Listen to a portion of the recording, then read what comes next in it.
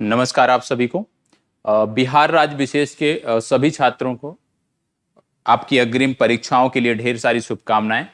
उम्मीद करता हूं 30 सितंबर के लिए आप सब ईंड़ी चोटी का जोड़ लगा चुके होंगे और हमारी तरफ से जितना हो सकता है संस्थान के तौर पर जितना हम आपके साथ कर सकते हैं उसके लिए लगातार हम प्रयास कर रहे हैं। और अभी जो बाकी के दिन बचे हुए हैं आपकी परीक्षा में उसमें भी हम अपनी सामर्थ्य के अनुसार जितना मैक्सिमम आपको दे सकते हैं उतना प्रयास करेंगे। और इस सेशन में आज लगभग 20 प्रश्न हम देखने वाले हैं और ये 20 प्रश्न आपके लिए महत्वपूर्ण हैं। साथ ही साथ आप सभी को अवगत करा दूं कि आपको मैंने पूर्व में बताया था कि मैं आपको मैगजीन 2 से 3 मैगजीन मैं आपको समग्रता से करा रहा हूं जिसकी शुरुआत कल से हो जाएगी और रविवार है कल आपको निश्चित तौर पर एक मैगजीन अवश्य देखने को मिलेगी। तो चलिए सभी उपस्थित हो जाएं और इस चर्चा को आगे बढ़ाते हैं। लाइट का थोड़ा सा इशू है, गर्मी बहुत है, लेकिन आप सबके लिए यह करना पड़ रहा है क्योंकि जो नियमितता हमारी बनी हुई है वो बनी रहे।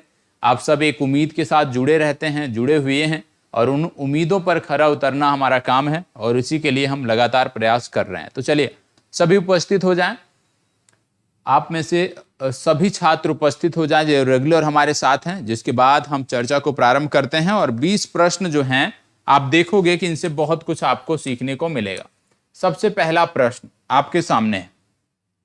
पहला प्रश्न क्या कह रहा है, यहां पे देखने को मिल रहा है 17वीं भारत वन स्थिति रिपोर्ट 2021 के अनुसार भारत के कुल भौगोलिक क्षेत्रफल के कितने प्रतिशत हिस्से पर वन आवरण है।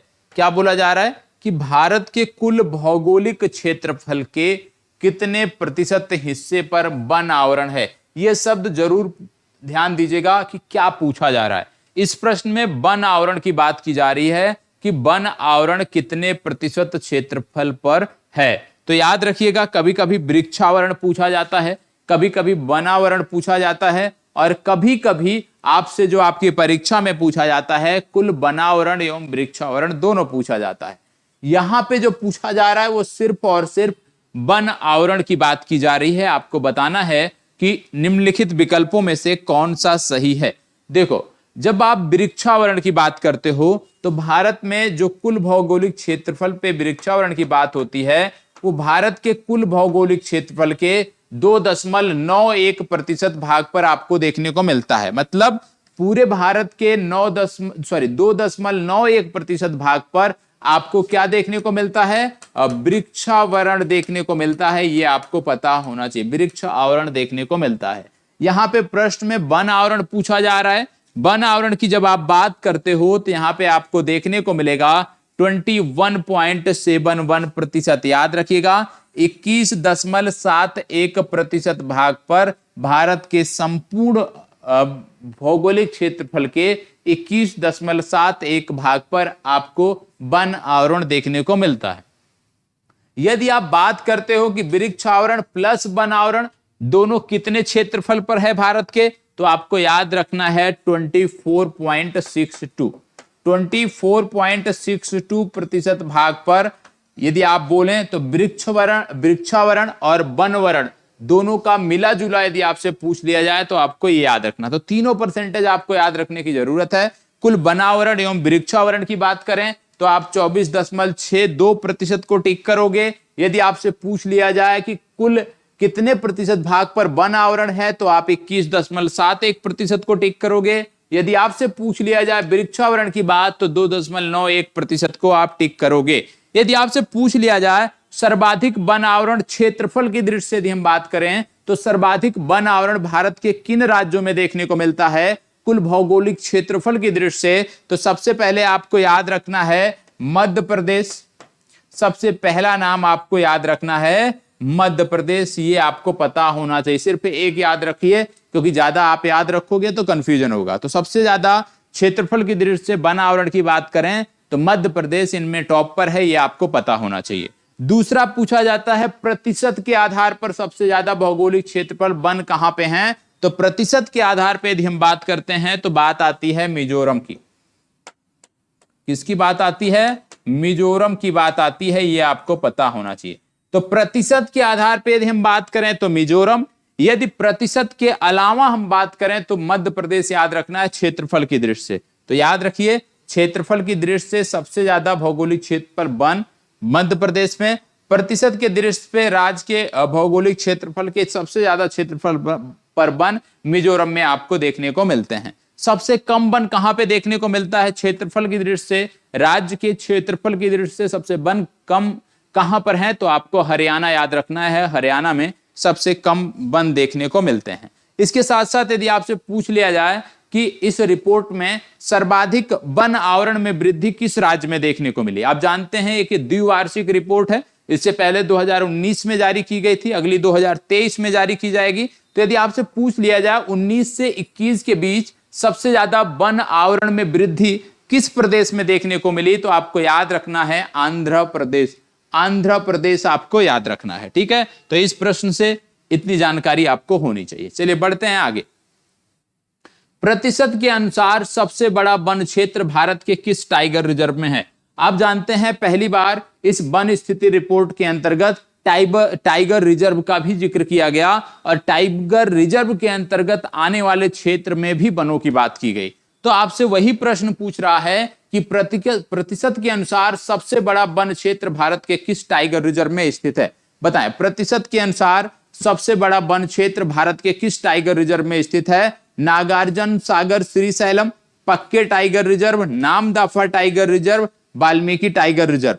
यहां पे यह भी ध्यान रखना है कि कौन सा टाइगर रिजर्व कहां पे पड़ता है। वाल्मीकि की बात करें तो आपके बिहार से संबंधित, नामदफा की बात करें अरुणाचल प्रदेश से संबंधित, पक्के की बात करें अरुणाचल प्रदेश से संबंधित, नागार्जुन सागर कहां पे पड़ता है, भारत का सबसे दक्षिणतम है, ये आप बताओगे, ये आपका होमवर्क नंबर 01 है कि नागार्जुन सागर श्रीशैलम टाइगर रिजर्व जो भारत का सबसे दक्षिणतम टाइगर रिजर्व है, ये कहां पे पड़ता है, ये आप कमेंट बॉक्स में बताओगे।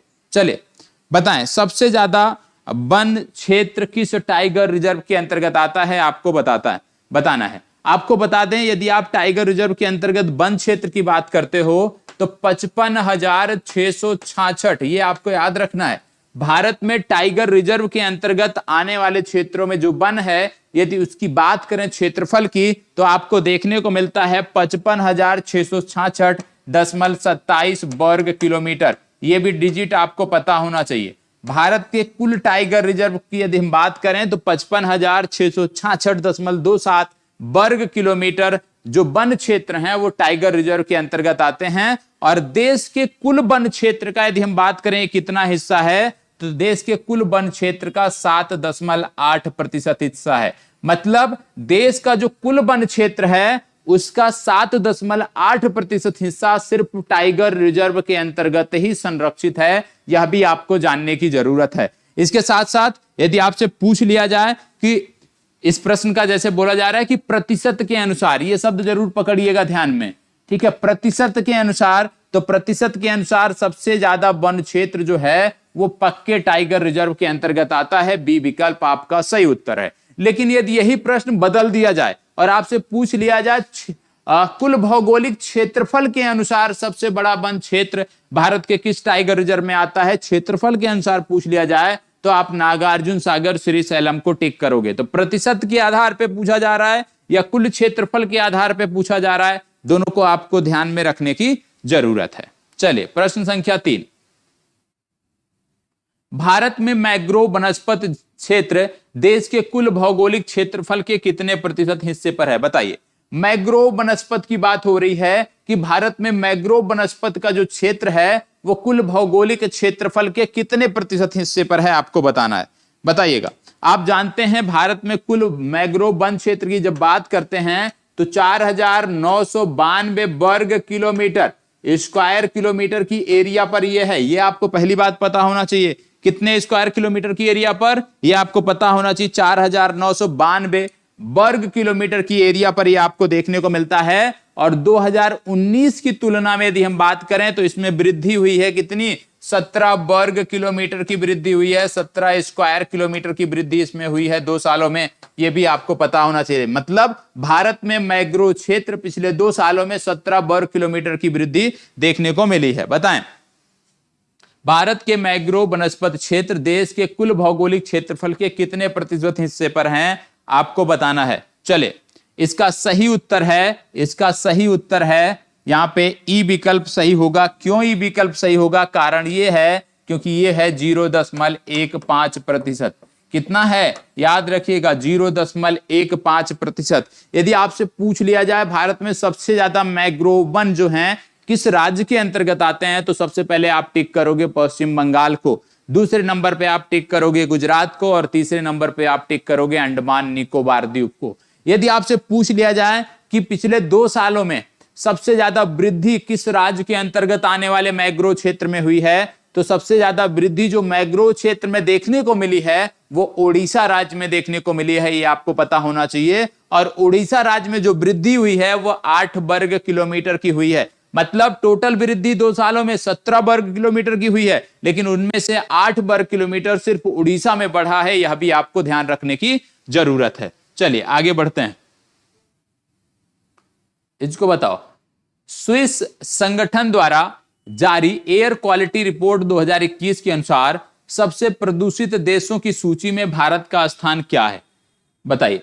स्विस संगठन द्वारा जारी एयर क्वालिटी रिपोर्ट 2021 के अनुसार सबसे प्रदूषित देशों की सूची में भारत का स्थान क्या है, आपको बताना। बताइए, सबसे प्रदूषित देशों की सूची में भारत का स्थान क्या है? फास्ट जवाब दीजिएगा। आपको बता दें, यदि बात की जाए सबसे प्रदूषित राजधानी की इस रिपोर्ट के अनुसार, तो पूरे विश्व की सबसे प्रदूषित राजधानी जो है वो नई दिल्ली है, दूसरे स्थान पे ढाका आपका आता है।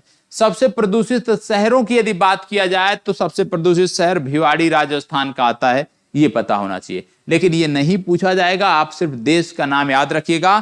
तो सबसे प्रदूषित जो देश है वो पहले स्थान पे आता है बांग्लादेश, दूसरे स्थान पे अफ्रीका का देश आता है चाड, तीसरे स्थान पे बात करें तो पाकिस्तान आता है, और चौथे स्थान पे आता है तजाकिस्तान, पांचवें स्थान पे आपका भारत आता है। मतलब स्विस संगठन द्वारा जारी एयर क्वालिटी रिपोर्ट के अनुसार भारत जो है प्रदूषित देशों की सूची में 5वें स्थान पर है। ठीक है, चलिए आगे बढ़ते हैं। इसको बताओ, वर्ष 2021 में ईडन समुद्र तट को ब्लू फ्लैग सर्टिफिकेट मिला है, यह किस राज्य से संबंधित है? ईडेन, कहीं कहीं ईडन लिखा है, कहीं कहीं इसको ईडेन नाम से जानते हैं। तो ईडन या ईडेन बात एक ही हो रही है। बोला जा रहा है इसको ब्लू फ्लैग सर्टिफिकेट मिला है, यह किस राज्य केंद्र शासित प्रदेश से संबंधित है? बताएं, किससे संबंधित है आपको बताना है। फास्ट बताइएगा, ईडेन किससे संबंधित है? पुदुचेरी, तमिलनाडु, गुजरात, अंडमान निकोबार, किससे संबंधित है आपको बताना है। चले फास्ट जवाब दीजिएगा। सभी को जवाब देना है, जो होमवर्क दिए जाते हैं अनिवार्य रूप से करना है, और ध्यान रहे कि प्रत्येक कक्षा में जुड़ना है, जितनी चीजें बताई जाए नोट करना है। करंट अफेयर्स यदि आप चाहते हो 100% कंप्लीट हो, यहीं से आजाद बीपीएससी एकेडमी से आपका 100% कंप्लीट हो जाएगा, कहीं भी भटकने की आपको जरूरत नहीं है। आपको बता दें ये संबंधित है पुदुचेरी से, ठीक है, ये संबंधित है पुडुचेरी से, याद रखिएगा। इसके साथ साथ एक और याद रखिएगा, कोलम बीच के बारे में पूछा जाता है, और कोलम बीच तमिलनाडु से संबंधित है। इसको बताइए, हाल ही में चर्चा में रहा वाधवाना वेटलैंड किस राज्य से संबंधित है? ये रामसर साइट बनी थी, तो आपको बताना है ये किस राज्य से संबंधित है, बताएं। वाधवाना वेटलैंड कहां से संबंधित है आपको बताना है। मध्य प्रदेश, हरियाणा, तमिलनाडु, गुजरात। आप जानते हैं जब गुजरात की बात करते हैं तो आपको याद आना चाहिए खिजड़िया वन्य जीव अभ्यारण्य। खिजड़िया वन्य जीव अभ्यारण्य आपको याद आना चाहिए, क्योंकि आपने पढ़ा होगा कि खिजड़िया वन्य जीव अभ्यारण्य कहां से संदर्भित है। खिजड़िया वन्य जीव अभ्यारण्य गुजरात से संबंधित है, आपने पढ़ा होगा। बताएं इनमें से कौन सा सही है? मध्य प्रदेश, हरियाणा, तमिलनाडु, गुजरात। देखो ये संबंधित है गुजरात से, ठीक है। चलिए आगे बढ़ते हैं। इसको बताओ, तेंदुआ गणना रिपोर्ट 2018 के अनुसार भारत में किस राज्य में सबसे ज्यादा तेंदुए हैं? तेंदुआ गणना भी हुई थी भारत में, तो उसके अनुसार भारत में किस राज्य में सबसे ज्यादा तेंदुए हैं आपको बताना है। यह रिपोर्ट वर्ष 2020 में प्रकाशित की गई थी, ठीक है, तो यह भी आपके लिए महत्वपूर्ण है। बताएं, भारत में यदि हम बात करें तो कुल 12,853, इस रिपोर्ट के अनुसार भारत में 12,853 तेंदुओं की मौजूदगी बताई गई। 12,853 तेंदुए भारत में हैं, ऐसा इस रिपोर्ट में बताया गया है। तो ये जो 12,000 हैं इनमें सबसे ज्यादा किस राज्य से हैं वही इसमें पूछा जा रहा है। बताएं सबसे ज्यादा किस राज्य से हैं? फास्ट जवाब दीजिएगा। बिहार, महाराष्ट्र, मध्य प्रदेश, कर्नाटक। चलिए देखो सबसे ज्यादा तेंदुए भारत में है मध्य प्रदेश में। ठीक है, तो इसका सही उत्तर हो जाएगा सी विकल्प। मध्य प्रदेश के बाद यदि हम बात करें तो दूसरे स्थान पे कर्नाटक आता है, तीसरे स्थान पे महाराष्ट्र आता है। इसको बताओ। हाल ही में अंतरराष्ट्रीय सौर गठबंधन पर हस्ताक्षर करने वाला 101वां देश कौन बना है? अंतरराष्ट्रीय सौर गठबंधन पर हस्ताक्षर करने वाला 101वां देश कौन बना है आपको बताना है। बताइए अंतरराष्ट्रीय सौर गठबंधन पर हस्ताक्षर करने वाला 101वां देश कौन बना है? फास्ट जवाब दीजिएगा। अंतरराष्ट्रीय सौर गठबंधन पर हस्ताक्षर करने वाला 101वां देश कौन बना है? आप जानते हैं कॉप 26 का भी आयोजन किया गया था, तो कॉप 26 के आयोजन के दौरान ये घोषणा की गई इस देश द्वारा, और ये देश है अमेरिका। याद रखिएगा ये देश कौन सा है, क्या बोला जा रहा है हाल ही में 101वां देश कौन सा बना है? ये देश बना है आपका अमेरिका, मतलब ई विकल्प इसका सही उत्तर है। ठीक है, अब यहाँ पे कॉप 26 की बात तो हो गई, आपको पता है आगे कॉप 7 भी होना है इसी वर्ष, कॉप 27, फिर कॉप 28 होना है। अब ये भी पूछा जा सकता है कि कॉप 26 कहाँ पे होगा, कॉप 28 कहाँ पे होगा? तो कॉन्फ्रेंस ऑन पार्टीज जिसको बोलते हैं कॉप 27 की बात करें तो ये 2022 में ही होगा। कहाँ पे होगा? मिस्र में होगा। मिस्र के किस शहर में होगा वो भी नोट करना चाहे तो नोट कर सकते हैं, शर्म अल शेख नामक शहर में होगा। अगला कॉप 28 की यदि हम बात करें तो कॉप 28 जो देखने को मिलेगा ये आपको यूएई में देखने को मिलेगा। ठीक है, ये भी आपको पता होना चाहिए। और अभी जानते हैं आप एशिया कप चल रहा है, तो एशिया कप का आयोजन भी यूएई में हो रहा है, पहले श्रीलंका में होना था। हाल ही में किस राज्य ने भारत का पहला राज्य स्तरीय बर्ड एटलस जारी किया है? किस राज्य ने भारत का पहला राज्य स्तरीय बर्ड एटलस, बर्ड मतलब चिड़िया पक्षी की बात हो रही है, बर्ड एटलस जारी किया है? आपको बताना है। बताएं किस राज्य ने जारी किया है, यह आपको बताना है। चले देखो यहां पे एक विकल्प में दिया है मध्य प्रदेश। मध्य प्रदेश से संबंधित एक फैक्ट आपको बता देता हूं कि मध्य प्रदेश में एक शहर है जबलपुर, और जबलपुर में एक जलप्रपात है, आप सब जानते होंगे। तो जबलपुर में भारत का पहला भूवैज्ञानिक उद्यान बना है। जबलपुर में भारत का पहला भूवैज्ञानिक उद्यान बना है, ये आपको पता होना चाहिए। इसके साथ साथ आपके विकल्प में हिमाचल प्रदेश भी लिखा है। हिमाचल प्रदेश में एक स्थान है कुफरी, और जो कुफरी स्थान है वहां पे देश का पहला स्की पार्क बना है। याद रखिएगा कुफरी में देश का पहला स्की पार्क बना है, यह भी याद रखना है। इस प्रश्न का सही उत्तर है केरल, ए विकल्प। ठीक है, चलिए आगे बढ़ते हैं। हाल ही में किस राज्य में देश के पहले वन चिकित्सा केंद्र का उद्घाटन किया गया? बताओ देश के पहले वन चिकित्सा केंद्र का उद्घाटन कहां किया गया आपको बताना है। बताइएगा कहां पे किया गया आपको बताना है। फास्ट जवाब दीजिएगा, सभी को देना है।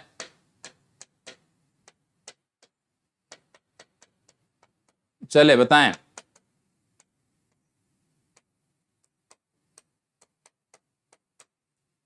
फास्ट जवाब दीजिए।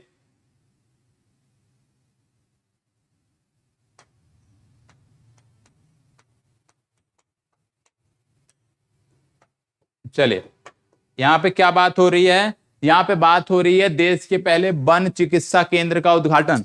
तो देश का पहला जो वन चिकित्सा केंद्र खोला गया, ये खोला गया उत्तराखंड में। बी विकल्प आपका सही उत्तर है इस प्रश्न के लिए। ठीक है, अब उत्तराखंड से संबंधित कुछ जानकारी बता देता हूं। जैसे देहरादून यहां लिखा है, देहरादून के बारे में नोट कर सकते हैं। भारत का पहला क्रिप्टोगेमिक गार्डन जो बना था वो देहरादून में बना था, आप नोट कर सकते हैं। दूसरे स्थान पे क्या है यहाँ पे? भारत का पहला क्रिप्टो गेमिक गार्डन, पहले भी बताया है मैंने, नया नहीं है। दूसरा नैनीताल दिया है, नैनीताल के बारे में 2 फैक्ट नोट कर सकते हैं। भारत का पहला परागकण पार्क, भारत का पहला परागकण पार्क नैनीताल में खोला गया है। इसके साथ साथ भारत का सबसे बड़ा एरोमेटिक भारत का सबसे बड़ा एरोमेटिक गार्डन, पूर्व में भी मैंने बताया है, भारत का सबसे बड़ा एरोमेटिक गार्डन मतलब सबसे सुगंधित पार्क, वो भी यहाँ पे बना है, नैनीताल में बना है। तो नैनीताल से जुड़ा हुआ 2 फैक्ट आपने देख लिया। मुंशियारी, मुंशियारी का राजमा था जिसको जीआई टैग मिला था, पूर्व में मैंने आपको बताया था। लेकिन यहाँ पे आप नोट कर सकते हैं कि देश का पहला लाइकेन पार्क जो बना है वो उत्तराखंड के मुंशियारी में बना है। देश का पहला लाइकेन पार्क ये जो है ये मुंशियारी में बना है। मुंशियारी के बाद आगे बढ़ते हैं तो देखने को मिल रहा है उत्तरकाशी। उत्तरकाशी के बारे में नोट कर सकते हैं कि भारत का पहला हिम तेंदुआ संरक्षण केंद्र, भारत का पहला हिम तेंदुआ संरक्षण केंद्र ये भी उत्तरकाशी में बना है। फिर बात आती है चमोली की, चमोली के बारे में नोट कर सकते हैं भारत का सबसे ऊंचा हर्बल पार्क, भारत का सबसे ऊंचा हर्बल पार्क ये चमोली में बना है, ये आपको पता होना चाहिए। तो इतनी जानकारी आपको पता हो गई, 5 से 6 फैक्ट आपने देहरादून से संबंधित देखे या कह लीजिए उत्तराखंड के आसपास से देखे। इसको बताओ, हाल ही में रहा चर्चा में रहा सेला दर्रा किस राज्य से संबंधित है? सेला दर्रा कहां पर देखने को मिलता है? चलें, अच्छा प्रश्न है, बताएं सेला दर्रा कहां पे देखने को मिलता है? सेला दर्रा कहां पे देखने को मिलता है? आपको बता दें सेला मैकॉक,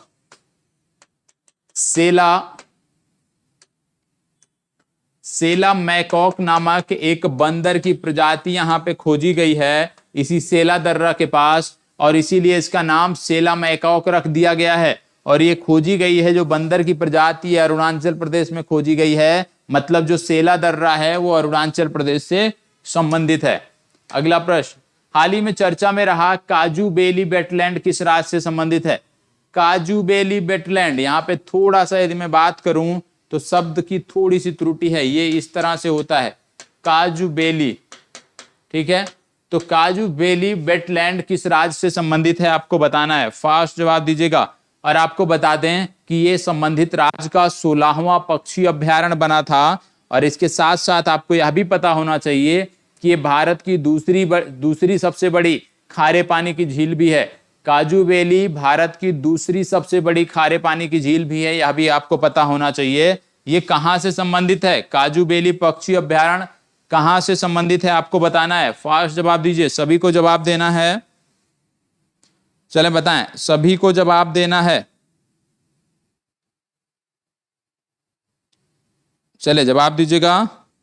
देखो ये संबंधित है तमिलनाडु से, कहां से संदर्भित है?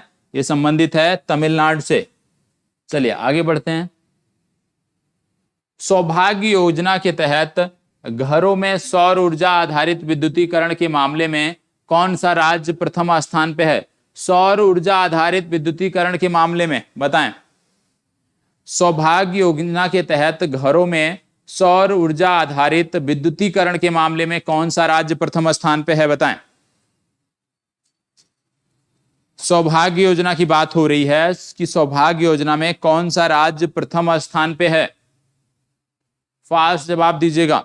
आपको बता दें यहां पे ऊर्जा की बात हो रही है और सौर ऊर्जा की बात हो रही है। पिछले दिनों मध्य प्रदेश में भारतीय रेलवे का पहला सौर ऊर्जा संयंत्र लॉन्च किया गया था, याद रखिएगा। मध्य प्रदेश में भारतीय रेलवे ने अपना सबसे पहला सौर ऊर्जा संयंत्र लॉन्च किया है, यह भी आपको पता होना चाहिए। और यह भी पता होना चाहिए दिल्ली जो आपका शहर है, दिल्ली में भारत का पहला इलेक्ट्रॉनिक वेस्ट पार्क खोला जा रहा है। इलेक्ट्रॉनिक वेस्ट पार्क जो खोला जा रहा है वो दिल्ली में खोला जा रहा है। इस प्रश्न का सही उत्तर है राजस्थान। राजस्थान सौभाग्य योजना में टॉप पर है।